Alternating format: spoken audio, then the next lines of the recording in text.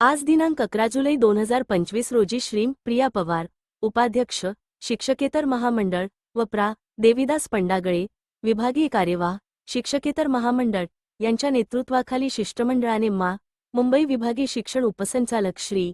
राजेश कंकाळ यांची भेट घेऊन मुंबई, ठाणे, पालघर व रायगड जिल्ह्यातील शिक्षकेतर कर्मचाऱ्यांच्या प्रलंबित प्रश्नांबाबत प्रदीर्घ चर्चा करण्यात आली. खालील विषय चर्चेत आले. 1. अनुकंपा तत्वावरील नियुक्त्या तात्काळ करण्यात याव्यात. 2. पूर्णवेळ उन्नयन झालेल्या ग्रंथपालांची अर्धवेळ पदावरील सेवा पेन्शनसाठी ग्राह्य धरणेबाबत. 3. प्रयोगशाळा सहाय्यक आणि ग्रंथपाल यांना 24 वर्षाचा लाभयोग्य ग्रेड पे अंतर्गत मिळावा. 4. शिक्षकेतर पदोन्नतीच्या मान्यता तात्काळ देण्यात याव्यात. 5. शालार्थ डी. विनाविलंब कार्यान्वित करून कर्मचाऱ्यांचे वेतन सुरू करावे. 6. अतिरिक्त शिक्षकेतर कर्मचाऱ्यांचे वेतन कोणत्याच परिस्थितीत थांबविण्यात येऊ नये.